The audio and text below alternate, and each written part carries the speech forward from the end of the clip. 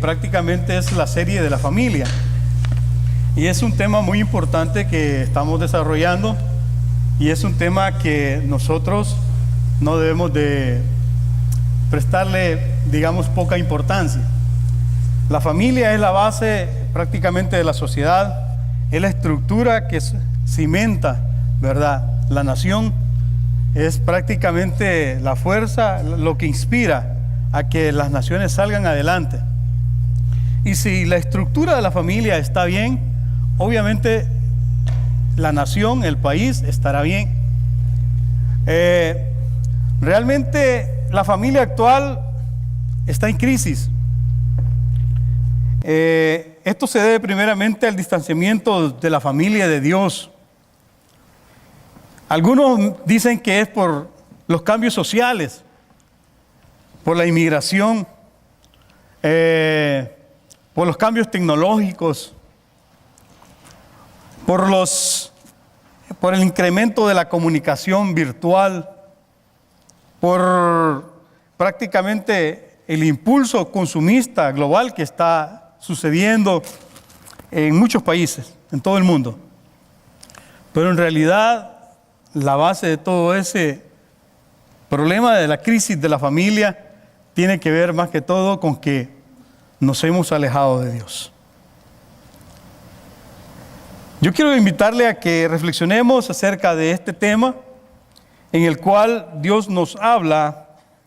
Vamos a ver tres temas prácticamente. El primero es, Dios habla a los hijos de la familia. Por ahí se ha entregado parte del bosquejo y usted puede llenar pues esa primera línea, ¿verdad?, con el tema Dios habla a los hijos en la familia. Y hoy en día estamos teniendo unas experiencias tremendas, difíciles en la familia.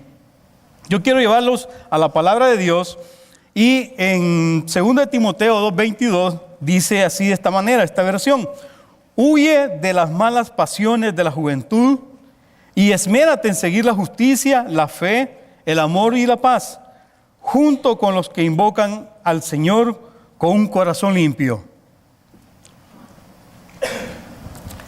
Huir siempre se ha considerado como un signo de cobardía. La verdad es que cuando escuchamos la palabra huir, suena como a cobarde. Pero en realidad, huir se puede ver de diferentes puntos de vista. Y uno de ellos es el cual nosotros tenemos que ver esta mañana. Y para ello, huir de peligros o de situaciones y de personas desagradables es común, es normal. Cuando hay algo que no le agrada a usted, se retira, se aparta de él.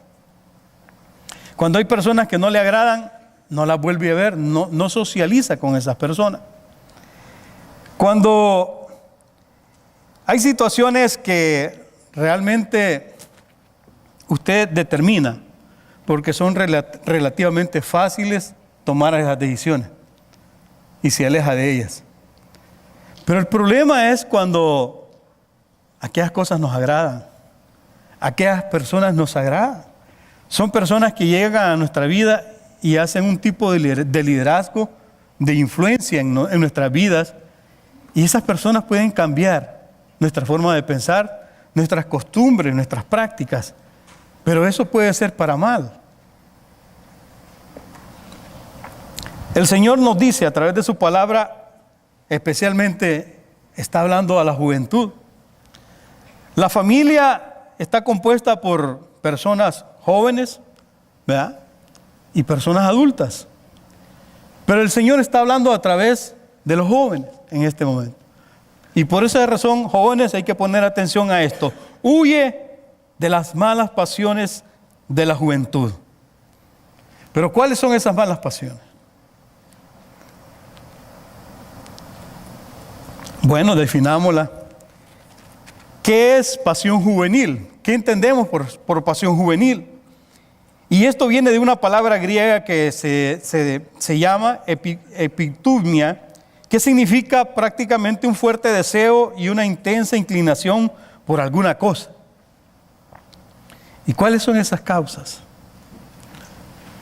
Al principio decíamos, alguien puede decir, no, es que venimos a un país en que la sociedad es muy liberal y depositamos la carga en el sistema, cuando nosotros somos los responsables, cuando usted y yo somos los responsables por nuestros hijos, cuando usted y yo somos responsables por educar a nuestros hijos.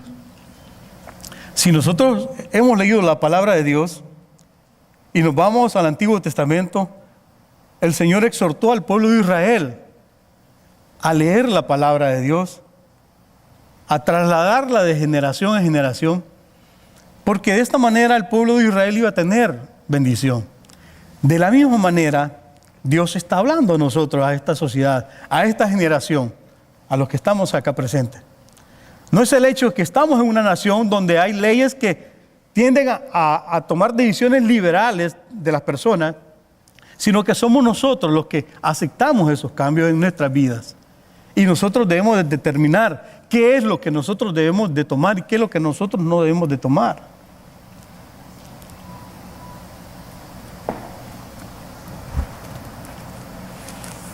Siempre hemos escuchado esos tipos de temas. Es que el país es muy liberal y le echamos la culpa al sistema. También viene otro aspecto, la adicción por la tecnología.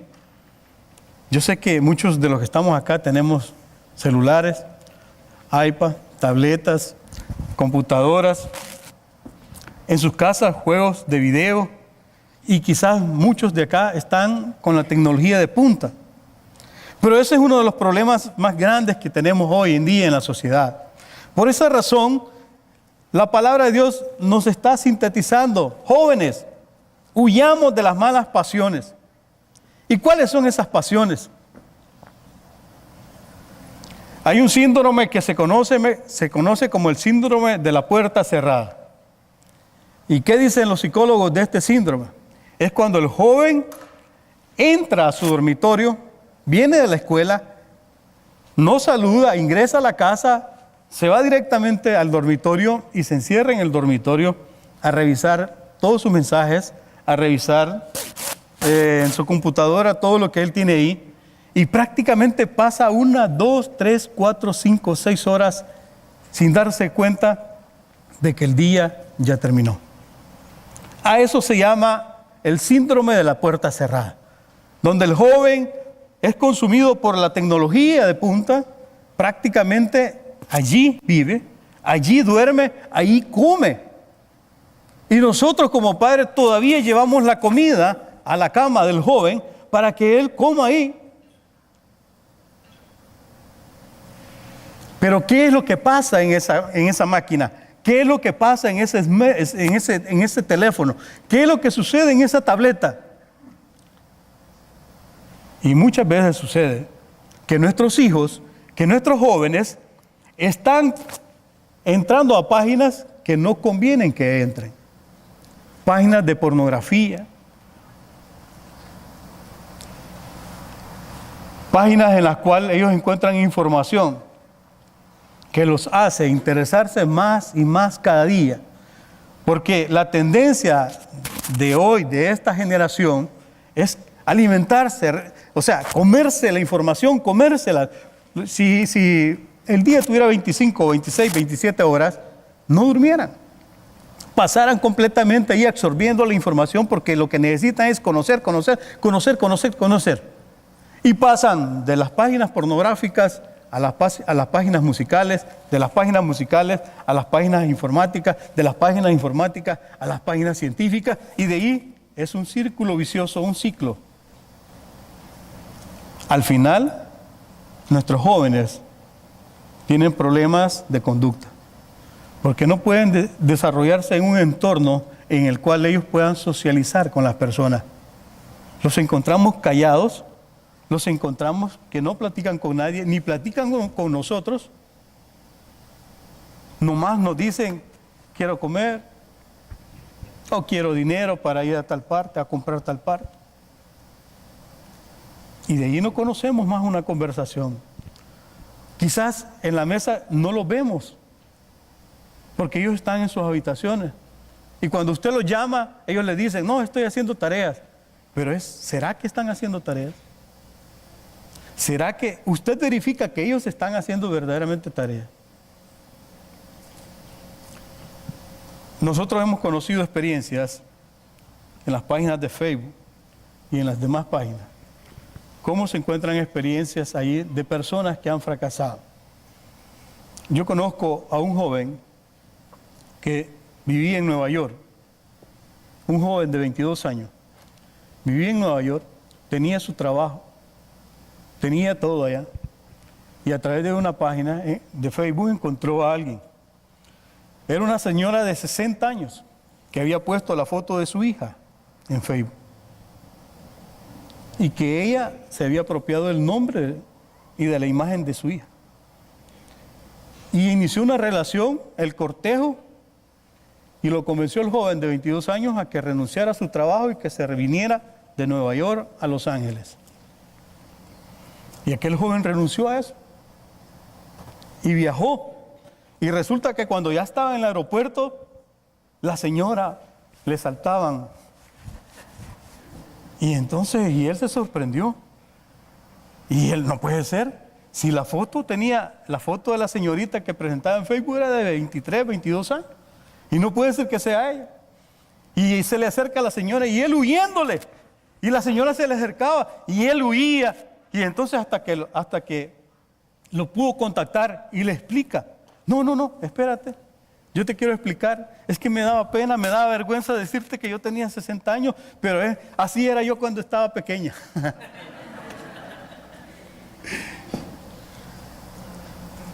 Tremendo. Huye de las pasiones. Esas pasiones que te pueden llevar al fracaso. Esas pasiones que te pueden llevar relativamente a fracasar. Y es que la tecnología no es mala. No estoy diciendo que es totalmente mala. Estoy diciendo, jóvenes, que la tecnología la podemos ocupar en un determinado tiempo para ciertas situaciones. Pero la tecnología no nos debe absorber nuestra vida. No podemos pasar en cama todo el día viendo una pantalla pequeña, tratando de retroalimentarnos de la información que queremos. Tenemos que socializar con nuestra familia, con nuestros padres. Nuestros padres quieren saber cómo estamos, cómo nos sentimos. Nuestros padres quieren decirnos que nos quieren, que nos aman. Pero a veces nuestros padres o nosotros no queremos invadir esa área de intimidad que tienen en sus habitaciones. Y también hay un error, porque debemos de parar eso nosotros y traerlos a la mesa y hablar con ellos y orientarlos.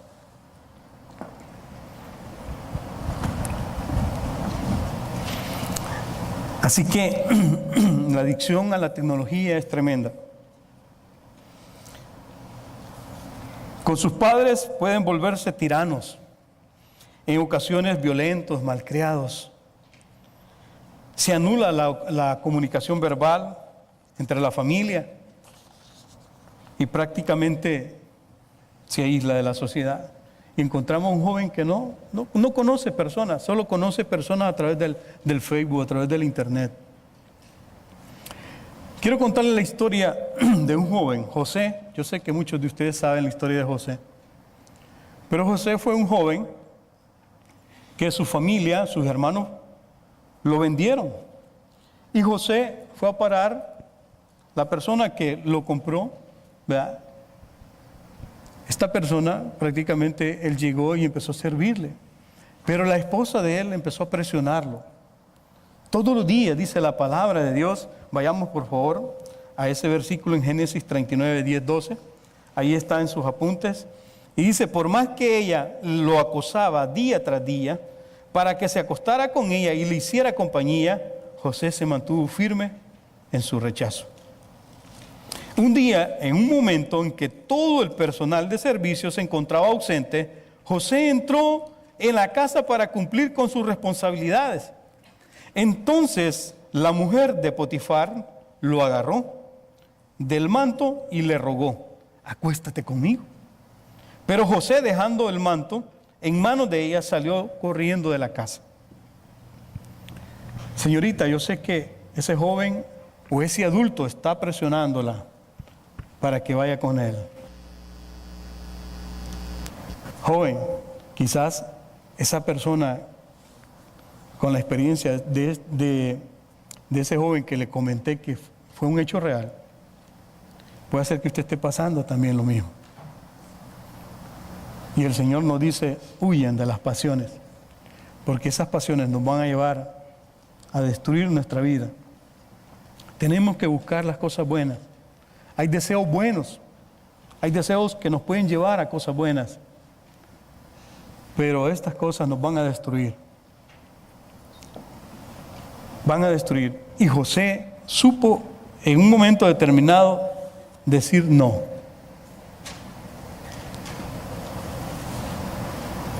La esposa estaba ahí todos los días tratando de convencer a José para que se acostara con él. Y José rechazó eso. Claro, Dios bendijo a José. Dice la palabra de Dios que José llegó a ser el segundo al mando del reino de Egipto. Y Dios le dio una esposa a José. Y tuvo hijos. Y de ahí vino toda la descendencia, todo lo que nosotros conocemos cuando llegó los hermanos de José, y ahí vino toda la descendencia judía. Vivieron 400 años en Egipto. Ahora, todo esto que nosotros estamos viendo, en el caso de la tecnología, en el caso de la inmigración, en el caso de que José huyó de esas pasiones, Dios está hablándole también a usted para que considere esa situación que está viviendo en este momento, para que se aleje de esas peticiones, de esas invitaciones. Padres, recordemos lo que Dios nos exhorta a través de Ezequiel. Yo quiero invitarlos a que vayamos a Ezequiel. Esta nota no está ahí en sus papeles, pero yo quiero invitarlos a que vayamos a Ezequiel 3:18. La versión que yo tengo acá es una versión que lo pone bien clarito, ¿verdad? Y se lo voy a leer para que usted comprenda lo que Dios nos está haciendo esa exhortación a nosotros como padres. Miren, en nuestras familias tenemos hijos obedientes y hijos desobedientes, y nosotros somos responsables por ellos. Y en este pasaje de Ezequiel 3:18, ¿verdad?, el Señor comienza hablándonos diciendo de la siguiente manera: al malvado, al desobediente, estás condenado a muerte. Si tú no le hablas al malvado, se está refiriendo a nosotros, a usted y a mí, padre. Usted que es padre, usted que es madre, Dios está hablándole directamente a usted y a mí. Y nos dice: si tú no le hablas al malvado, ni le haces ver su mala conducta para que siga viviendo, ese malvado, por causa de su pecado, ¿verdad?, va a morir. Pero yo te pediré cuenta. Pero yo te pediré cuenta de su muerte. Dios nos entregó hijos para que supiéramos educarlos. No para que nos lo eduquen en la escuela. No para que el sistema de gobierno que hay o donde hemos emigrado nos eduque a nuestros hijos. Somos nosotros los responsables de educar a nuestros hijos. Dios nos va a demandar a nosotros. Ese hijo que se le perdió, ese hijo que se apartó de los caminos de Dios, ese hijo que nunca obedeció a Dios, Dios va a demandar a usted de eso, a mí. Así que no crea, no le eche la carga a su hijo. Usted es responsable. Muchos pasamos acá al frente cuando iniciamos la familia y nuestros hijos están pequeños. Yo recuerdo a cada uno de mis hijos. El hecho de pasar al frente y decir a la iglesia: aquí está mi hijo, yo lo entrego al Señor, perdón, y soy responsable de educarlo, de formarlo espiritualmente. Es una responsabilidad. No es un juego. Dios va a demandar de nosotros eso. Y si usted hizo esa promesa, debe cumplirla. Jóvenes, la palabra de Dios nos exhorta a que huyamos de esas pasiones. Esas pasiones que nos consumen el tiempo allí en la habitación. Que no conocemos cómo anda vestidos nuestros padres. Que no conoce prácticamente qué pasó en ese día. ¿Qué sucedió ese día? Así que, pero también el mensaje no solamente va para los jóvenes. Hay mensajes para nosotros los padres. Y hoy en día, así como los jóvenes tienen esas tentaciones, también para los mayores hay otras tentaciones. Y yo quiero llevarlos a la palabra de Dios. Y dice en Proverbios 27:20, y aquí es donde entró el segundo tema. Y dice la palabra, el segundo tema es: Dios no desea que el matrimonio se destruya. Dios no desea que el matrimonio se destruya. Primero habla el Señor a los jóvenes, luego está hablando prácticamente está hablando al matrimonio directamente y habla a los padres, del matrimonio. Y en este caso, dice, el sepulcro, yo tengo una versión que dice, el sepulcro, la muerte y los ojos del hombre jamás se dan por satisfechos. Jamás. Es como cuando una señorita o una mujer entra a una zapatería, al ver esos zapatos, se enamora de todos ellos. El hombre es lo mismo. Y el hombre tiene que tener cuidado en eso. Porque ahí es donde entra el pecado. Hubo una experiencia de un personaje que todos conocemos, y eso lo tenemos en 2 Samuel, capítulo 11, del versículo 1 al 5. Y prácticamente ahí encontramos una situación en la cual dice, es del 1 al 5, pero yo voy a leer del 2 en adelante. Dice, una tarde, al levantarse David de la cama, comenzó a pasearse por la azotea del palacio y desde ahí vio a una mujer que se estaba bañando y la mujer era sumamente hermosa, por lo que David mandó que averiguaran quién era y le informaron, se trata de Betsabé, que es hija de Elián y esposa de Urías elitita. Versículo 4. Entonces David ordenó que la llevaran en su presencia y cuando Betsabé llegó, él se acostó con ella. Después de eso, ella volvió a su casa. Hacía poco que Betsabé se había purificado de su menstruación y así quedó embarazada y se lo hizo saber a David. David ya tenía una familia. Betsabé tenía esposo. El esposo de Betsabé, que era Urías, era uno de los hombres de los 7 más fuertes que tenía el ejército de Israel. Ese hombre era de confianza de David. ¿Y cómo es posible que el líder, y aquí es donde nosotros tenemos que ver esto, el pecado, cuidado, ninguno de nosotros está vacunado contra el pecado, ni los pastores, ni los líderes, ni los miembros de las iglesias. Todos podemos enfermarnos de eso, pero Dios no quiere eso en nosotros. Y esta historia que sucedió con David es una historia penosa, porque él siendo el líder, él era el pastor de Israel, él era el rey de Israel. Este hombre que era conforme al corazón de Jehová, había prevaricado contra él. Y qué doloroso es la infidelidad. qué dolorosa es la infidelidad. La infidelidad ocasiona mucho dolor cuando se descubre.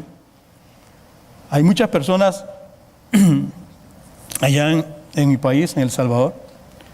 Yo tuve la oportunidad de ministrar muchas personas que se me acercaban con esos problemas.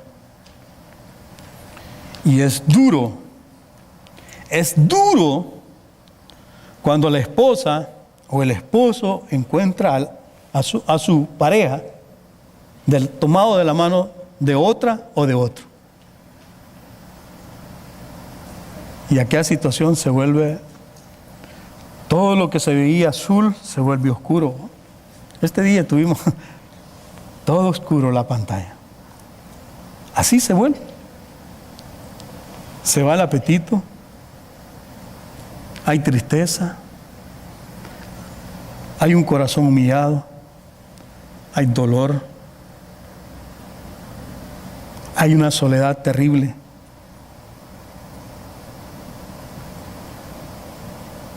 Y quisiéramos que el mundo nos tragara.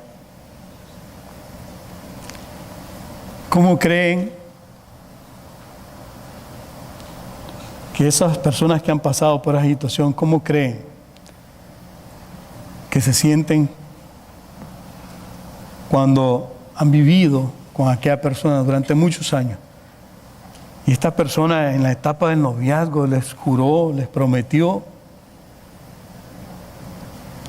amor eterno, fidelidad eterna. Es que cuando comienza la infidelidad es como un incendio, empieza con una chispa.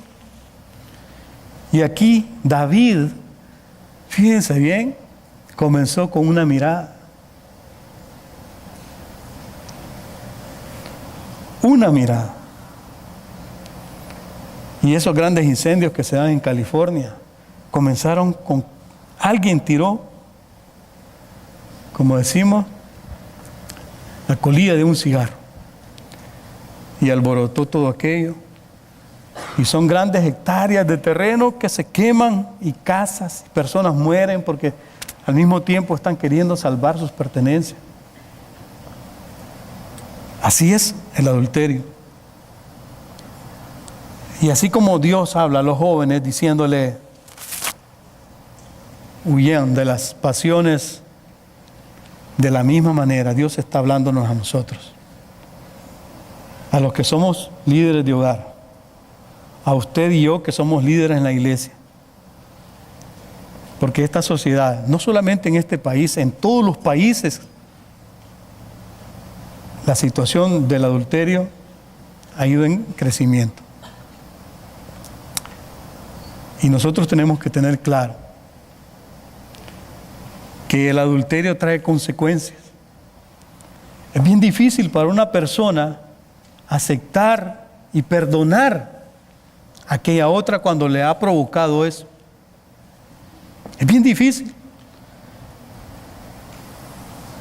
El 65% de los adulterios termina en divorcio.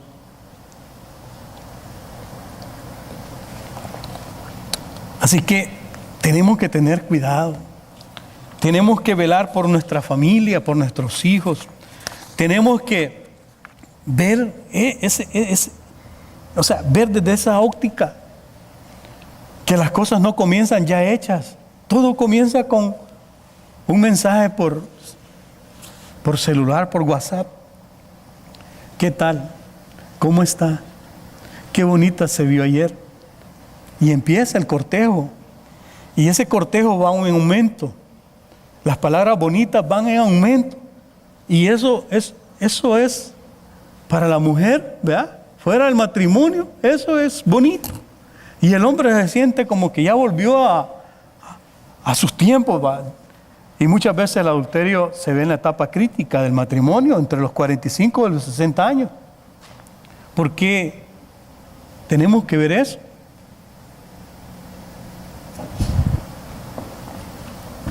David prácticamente, cuando le dieron la noticia que estaba embarazada, se le vino todo encima. Y empezó a planear un plan, a planificar un plan.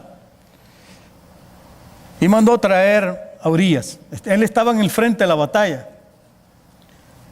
Tráiganme a Urías. Y Urías llegó. Ajá, Urías, ¿cómo te ha ido en la batalla? ¿Cómo te fue por allá? Y entonces el Urías, bueno, ¿y qué es este rey? ¿Y por qué me manda a traer? ¿Y por qué me pregunta a mí? ¿Por qué no manda a llamar a Joab, que es el general? ¿Por qué no le pregunta a él? Yo soy un simple soldado. Es cierto, que soy uno de los mejores, pero ni para tanto. Ajá, José, Urías, contame. Al final de la conversación, le dijo él, llévenlo a su casa para que vaya a dormir con su esposa. Betsabé estaba embarazada. Y lo que David quería era que Urías se acostara con la esposa y el día siguiente ya amaneciera él, David, tranquilo, y que posteriormente el hijo que iba a tener Betsabé se lo iba a poner al pobre Urías. Pero Urías no llegó a dormir a la casa. Se quedó en la casa de los guardias, ahí durmiendo. Y entonces el día siguiente manda a preguntar si durmió Urías en la casa con Betsabé y le dijeron que no. Y se le va complicando que... Y empieza una mentira tras otra mentira, una mentira tras otra mentira. Y entonces viene David y llama a Urías y le dice, ok, te invito a una cena hoy en la noche, ven. Y lo emborracha. Y luego, al final de la cena, lo manda a la casa para que vaya a dormir con ella, con Betsabé. Y Betsabé esperando la situación, pues porque también ella estaba preocupada. Porque en Levítico dice que ellos dos, por ser adúlteros, debían morir indefectiblemente, David y Betsabé.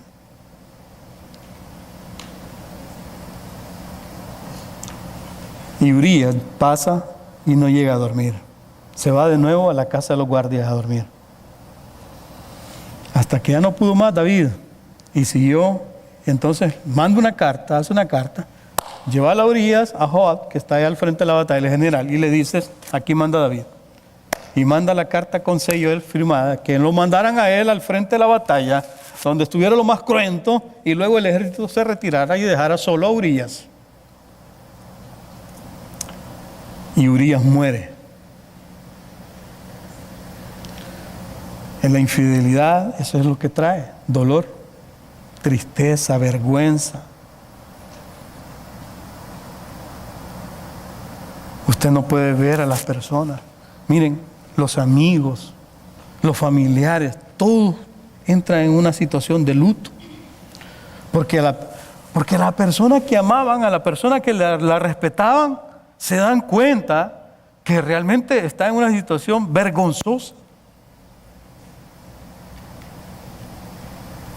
Y la otra, o el otro, cuando aparece en el escenario, nadie lo quiere, nadie lo estima,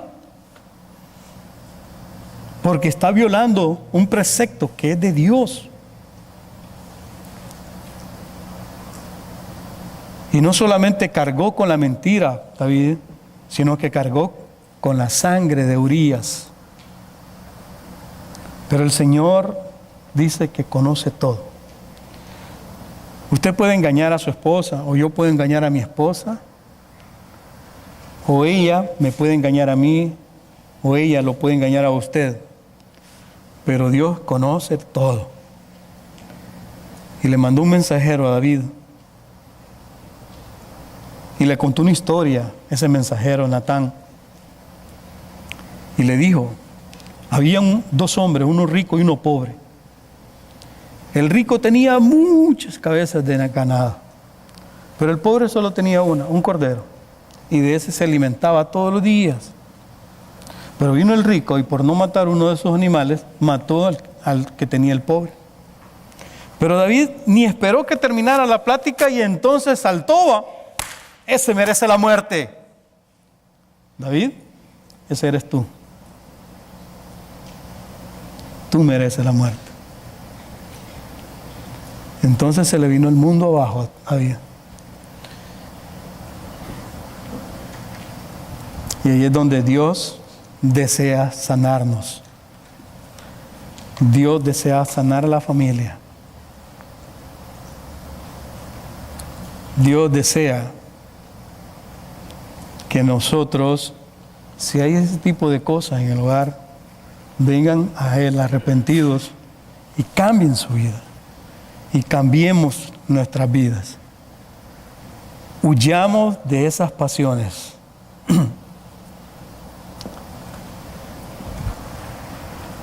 Cuando oyó la sentencia de Natán a través de Dios, entonces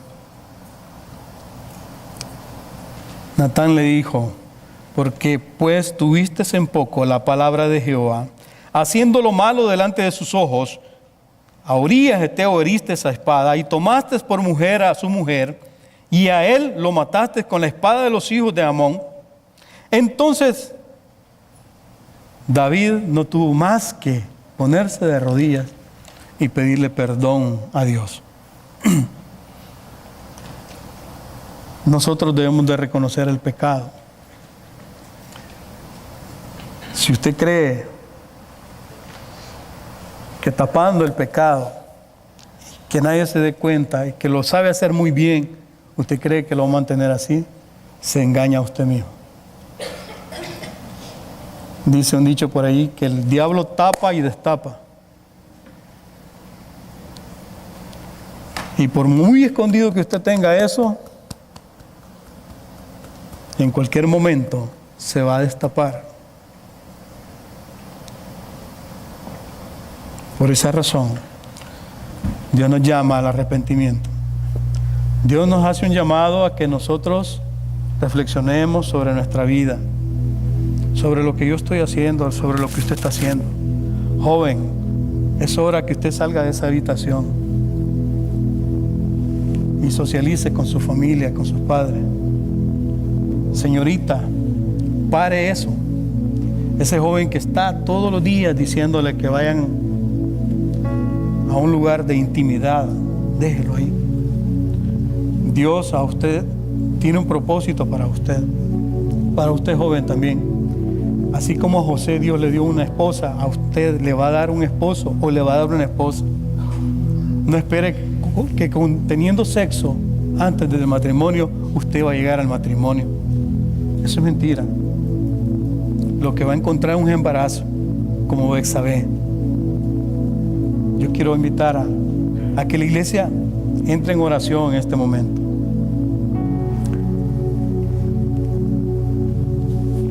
Dios tiene un propósito para nuestra vida. Y así como Dios quiere cuidar nuestra familia, a nuestros jóvenes en la familia, a nuestros hijos, pero también Él quiere cuidarnos a nosotros, a los padres, a la madre, al hombre y a la mujer. Y es aquí donde el Señor dice en su palabra que Dios estaba en Cristo reconciliando consigo al mundo, no tomándoles en cuenta a los hombres sus pecados, y nos encargó a nosotros la palabra de la reconciliación. Dios le ama y Dios tiene un propósito para usted. Yo quiero invitarle a que oremos en esta hora. Padre, venimos delante de ti, Señor,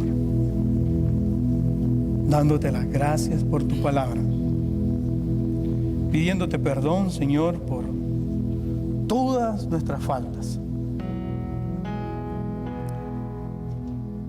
pidiéndote la dirección, Señor, rogando